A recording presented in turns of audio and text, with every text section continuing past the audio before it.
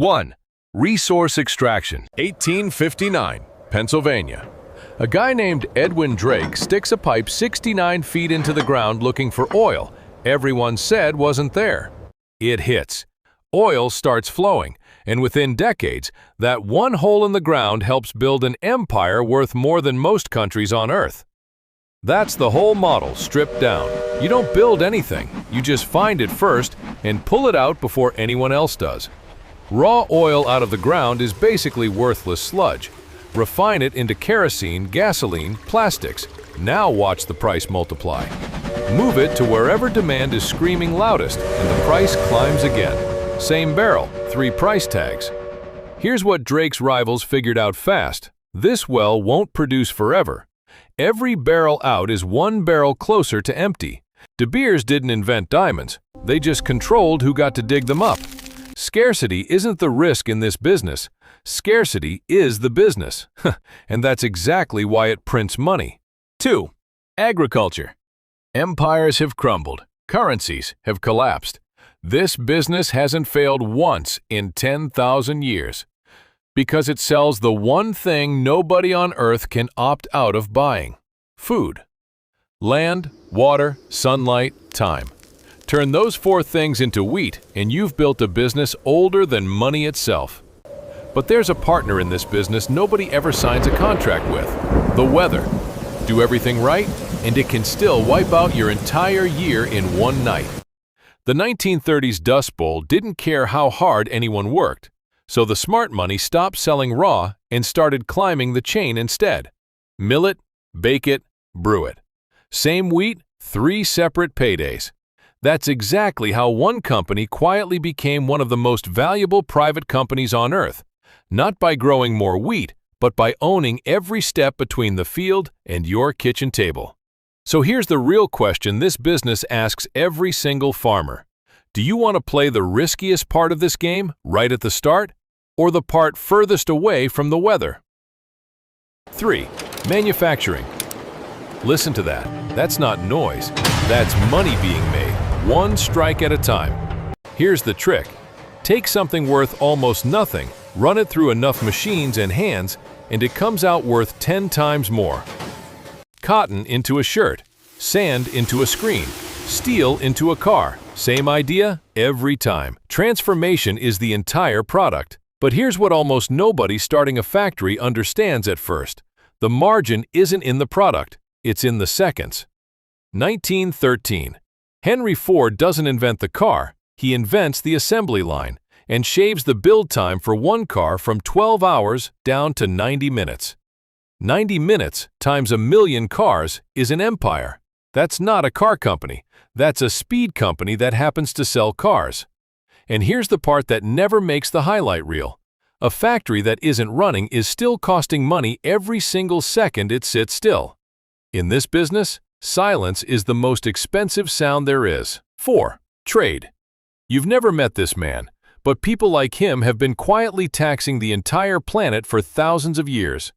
He didn't grow a single peppercorn in that pouch, never touched the plant, never worked the soil. He just knew where it was worthless and where it was worth more than silver. That's the entire skill. Not making, not building, just knowing the gap between 2 prices and having the nerve to close it yourself. Move that pepper from where it grows to where nobody's ever seen it, and the price doesn't rise a little. It multiplies. Strip away the camels and the sales, and you've got the exact same hustle sitting in a bedroom tonight. A guy buying a container of goods cheap overseas and reselling it, pallet by pallet, for triple the price. Here's the part that ends careers in this business, though. Every crate sitting unsold isn't neutral. It's bleeding money, quietly. Every day, nobody wants what's inside it. Trade doesn't reward the hardest worker in the room. It rewards whoever reads the gap first and gets there before everyone else even notices it exists. 5. Service businesses. It's 2 a.m., a pipe just burst. You're not paying for a wrench turning, you're paying so this stops being your problem. That's the whole trick of this business. The second the job's done, the product's already gone. No box, no shelf, nothing left to hold. Just the outcome and the bill for it. A lawyer doesn't sell paperwork, She sells the confidence of walking into court and not losing. Here's the ceiling every service business hits eventually. One person only has so many hours in a day, no matter how good she is. So the ones that actually scale stop selling their own time and start hiring, training, and selling everyone else's instead. The ones that never solve that stay small forever. 6. Financial models. Banks don't make money by keeping yours safe. They make money by never keeping it at all. This merchant just handed over his life savings, and before he's even out the door, the banker's already lending it to someone else. Here's the trick. Banks only keep a small slice of every deposit in the vault. The rest goes out as loans, earning interest the entire time. Insurance runs that trick backwards. Collect small amounts from thousands of people and pay out big to the unlucky few who actually need it. Then there's investing, where the entire product is just being smarter, faster, or earlier than everyone else. No factories, no warehouses, no inventory to move. Just trust, capital, and the legal right to shuffle numbers around. And get paid for it. 7. Rental models. This drill's been used exactly twice, and it's not alone. Walk into a tool rental counter and watch the same drill go out the door with 5 different people in a single afternoon. One excavator cost $150,000. Rent it out at $800 a day and it pays for itself in 6 months flat. A parked rental car isn't neutral. Every idle hour, it's quietly bleeding money instead of making it. The internet turned regular people into rental businesses too. A spare bedroom, a car in the driveway, a camera gathering dust in a closet. So the pattern's simple. Don't sell the object once. Sell access to it over and over to different people for as long as it lasts. 8. Franchise models. This burger tastes exactly the same in Tokyo as it does in Texas. That's the entire business. In 1954, a milkshake mixer salesman named Ray Kroc walks into a California burger stand and sees a machine, not a restaurant. He doesn't buy their burger recipe. He buys the system, training manual, layout, brand, and sells the right to copy it. For the franchisor, growth without the risk. Someone else pays for the building and the staff. For the franchisee, a tested plan, minus full independence. One bad location though, and the whole brand takes the hit, everywhere at once. 9. Licensing. A toy company built this factory, hired these workers, and takes on all the risk. The original studio just cashes the licensing check. Create something valuable once, a formula, a character, a patent, and get paid every single time somebody else wants to use it. Nearly every smartphone sold worldwide quietly pays a licensing fee back to whoever owns the patents inside its chip. Coca-Cola doesn't even bottle its own drink. It licenses the formula out and lets someone else handle the mess. That's the real engine hiding inside licensing. One idea, copied infinitely, generating income in directions the original creator never has to manage. 10. Subscription model. Quick question. How many of these are billing you right now? Joining takes one click. Canceling takes finding a button buried at the bottom of a page nobody wants you to reach. You approve it once. It charges you automatically every month, whether you remember signing up or not. A regular store hustles for every sale every single day. A subscription business can forecast next year's revenue with startling accuracy. But there's a leak called churn. Customers quietly canceling every month, and the business has to keep refilling the tub just to stay even. So the whole model comes down to one number. Keep someone subscribed longer than it costs to win them in the first place. 11. Advertising models. You didn't pay for this app, so somebody else did, and it wasn't out of kindness. You are not the customer here. You're the product, and your attention is what's actually being sold. Every single time a page loads, an invisible auction happens in milliseconds. Advertisers bidding for the right to sit in front of your eyes. Google barely looks like a business at all. Underneath, it's the largest attention broker machine ever built. The uncomfortable part nobody puts on the billboard. The business only wins if you keep scrolling. So scrolling is exactly what gets engineered. 12. Marketplace models. He never grew a single tomato. He just built the stall where the deal happens. eBay doesn't own a single item listed on it. It just owns the connection and takes a small cut of every handshake. A seller in Portugal, a buyer in Ohio. Neither one would have ever found the other without the platform standing in between. A marketplace with sellers and no buyers is a museum nobody visits. The entire business lives or dies on one balancing act, getting both sides to show up, at the same time, in the same place. 13. Platform models. This used to be empty land. Now, it's a city that doesn't even own most of the buildings on it. Apple didn't just build a phone, it built the ground that app developers, accessory makers, and payment companies all build their own businesses on top of. More developers make the platform more useful to users. More users make it more valuable to developers.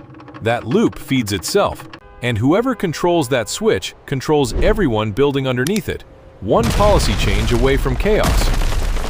14. Digital products. Copy number 1, not 0. Copy number 2, actually 0. No factory, no shipping box, no raw materials, just a file, copied endlessly, sold to as many people as will buy it. A furniture maker builds every chair by hand. A software company builds the code once. A Fortune 500 firm and a college kid both buy the exact same thing. If it costs nothing to copy, it costs almost nothing for someone else to try copying your idea too. So the real moat was never the product itself. It's the brand, the community, and staying one step ahead before someone else catches up. 15. Media models. This newspaper loses money on every single copy sold. Read that twice. The paper was never the real product. It was the bait, and your attention was what got sold to the advertiser behind it. A network that only sells ads is at the mercy of a bad economy. Layer in subscriptions and licensing, and it survives when one stream dries up. Content is expensive and risky to make, and there's never a guarantee anyone will care once it's finished. 16. Creator economy. No studio, no publisher, no record label, just this room. And she's already out-earning people who have all three. The money doesn't come from one place. It stacks. Brand deals, memberships, merch, straight-up donations, all pointed at one single person. A media company reaching 5 million strangers can earn less than one creator with 50,000 people who genuinely care. People don't subscribe to a network. They subscribe to a person. That's the entire asset. 17. Intellectual property. No building, no inventory, just this paper, and it's worth more than both. A songwriter writes one hit 30 years ago. It plays on the radio tonight, and a check is still arriving because of it. Create something original once, and the law hands you exclusive rights. Anyone who wants to use it has to pay you first. IP separates creation from exploitation completely.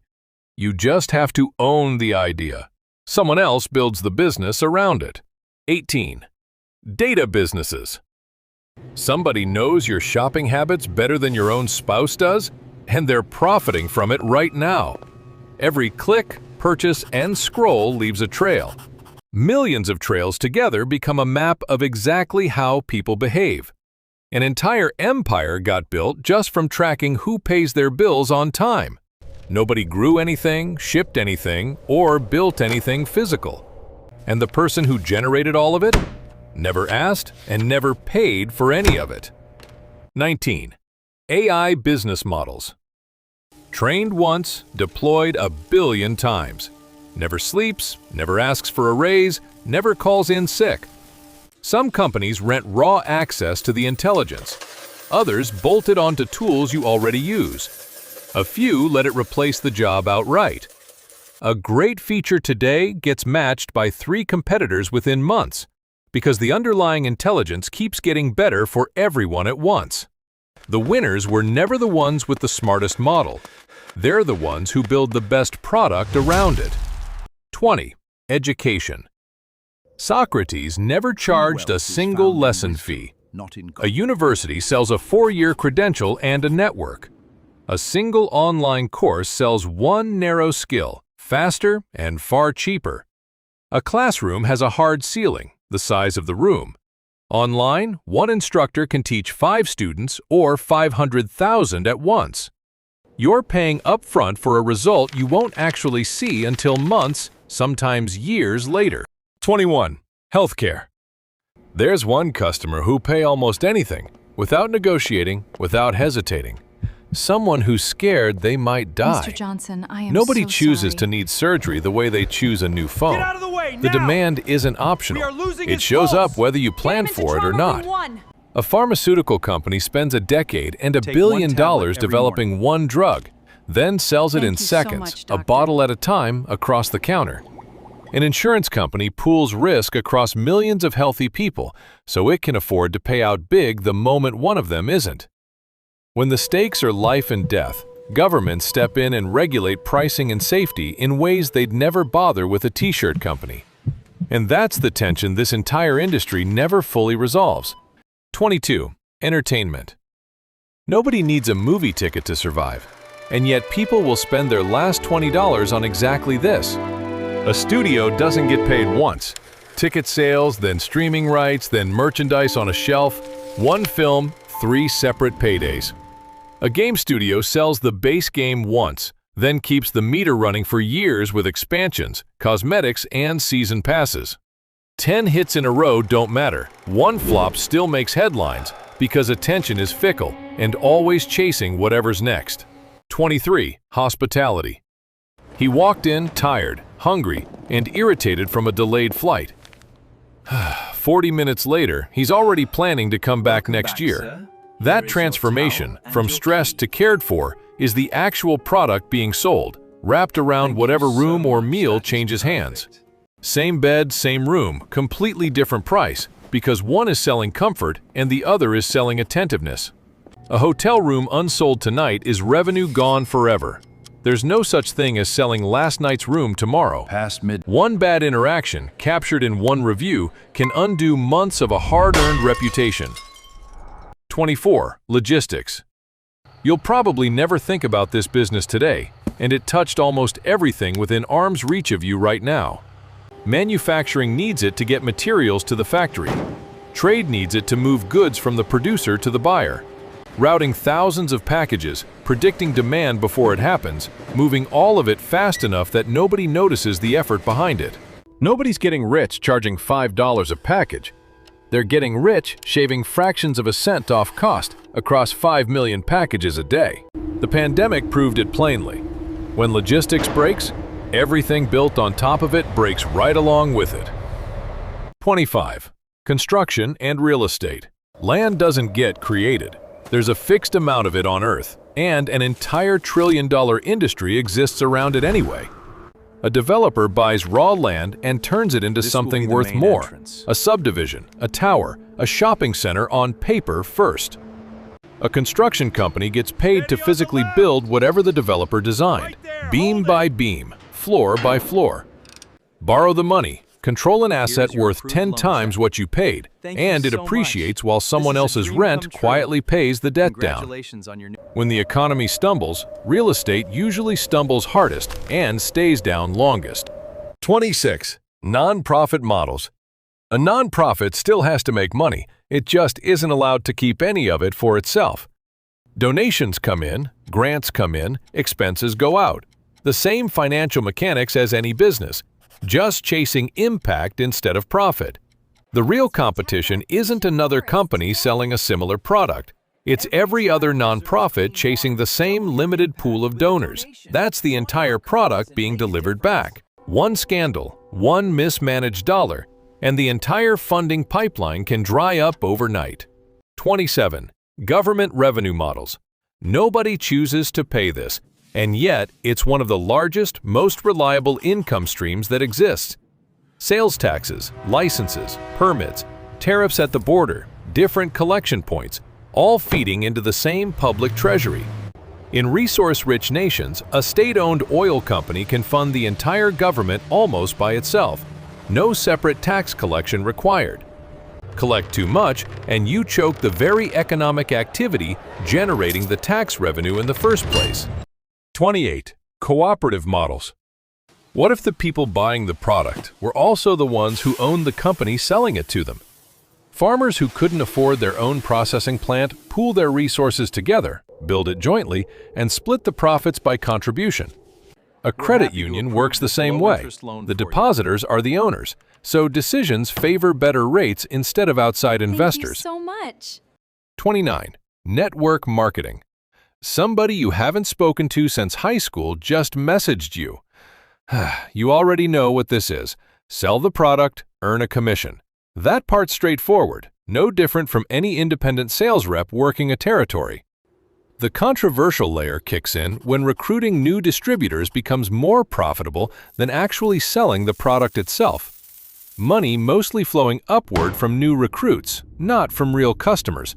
That's the version regulators have a specific name for. 30. Commission-based models. No sale, no paycheck. That's the whole rule. A real estate agent doesn't earn a salary for touring houses all weekend. She earns nothing until a deal actually closes. The moment the deal closes, though, she takes a real percentage, paid strictly for the result, not the hours spent chasing it. The risk hiding here? It can quietly push someone toward closing any deal, rather than the right one, just to avoid earning zero. The upside for the business, though, they're never paying someone for a slow month, only for money that's already been earned. 31. Brokerage. Two people want the exact same thing, from opposite directions, and neither one can find the other without help. An insurance broker connects someone who needs coverage with the insurer best suited to actually provide it, not just the first one available. A talent agent connects someone with skill to someone willing to pay for it. Years of relationships doing the matching, not software. That expertise is exactly what justifies the fee, a faster match on better terms than either side could manage alone. The vulnerability shows up the moment software gets good enough to make that same introduction instantly for free. 32. On-demand economy. Not tomorrow, not tonight eventually, now. A ride shows up in 4 minutes. Nobody's on a fixed shift waiting for you specifically. The app just finds whoever's closest. A meal arrives in 20 minutes flat. The entire system built around compressing the gap between wanting something and having it. Every extra minute of delay is a complaint waiting to happen. Every idle driver is a cost with no revenue attached. Convenience for the customer usually sits on top of unstable, gig-based work for the person doing the actual delivering. 33. Freemium models. The best free app you've ever used wasn't actually free. You just haven't been asked to pay yet.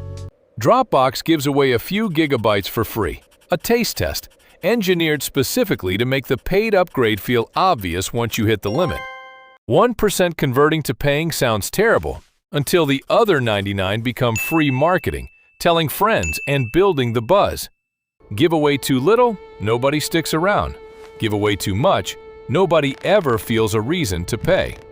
34. Crowdfunding. 10,000 strangers, each chipping in $50, just funded a product no bank would have touched. Reward campaigns ship you the product. Donation campaigns give nothing back but goodwill. Equity campaigns hand you an actual ownership stake. A founder who can't get one room of investors excited might still get 10,000 strangers excited enough to prepay in full. The risk sits almost entirely on the backer. No guarantee it ships, and often no real recourse if it goes silent. 35. Sharing economy. Your car sits parked 23 hours a day. Somebody looked at that stillness and saw a trillion-dollar idea. Airbnb doesn't own a single bed. It just built enough trust that a stranger's guest room stopped feeling like a risk. Turo doesn't own that car either. The owner already had it. This just turned empty hours into rent. Reviews became the new handshake, strangers trusting each other more than they'd ever trust a hotel chain. The more successful it gets, though, the more it starts looking and getting regulated like the very industry it disrupted. Every quiet driveway, every spare room, all of it, suddenly, inventory. 36. Circular economy. Somewhere, a phone thrown away last year is being pulled back out, about to become parts for a brand new one. The old default was simple: make it, use it, throw it away. This flips that into a loop that never quite ends. Refurbishers take something used, restore it, and sell it to someone who never wanted to pay full retail anyway. Recyclers pull copper, rare earth metals, and plastics from things nobody wants anymore and sell those materials right back into the supply chain. 37. Luxury models. Raise the price on this bag, and sometimes people want it even more. That shouldn't make sense. It does. This isn't just leather and stitching worth thousands more than a regular bag. It's a signal, worn deliberately, telling the world something. Overproduce, discount too often, and the entire value collapses. So some brands would rather burn unsold stock than mark it down. The second everyone can have it, nobody special wants it anymore. So scarcity gets protected, even at a real financial loss. Customers aren't just paying for the object, they're paying for the mastery and heritage stitched into the story behind it. Grow big enough to stay profitable, without growing so big the very exclusivity people pay for quietly disappears. 38. Information businesses. Someone just paid $10,000 for this. Not for the paper, for what it tells him that nobody else knows yet. Market research firms, credit agencies, industry analysts, none of them sell a physical product. They sell clarity in a world drowning in noise. Raw numbers are free and public. A sharp analysis explaining exactly what they mean, delivered early, is worth paying for. What separates a valuable report from a worthless one is verification, proof it was checked, organized, and tailored to one real decision.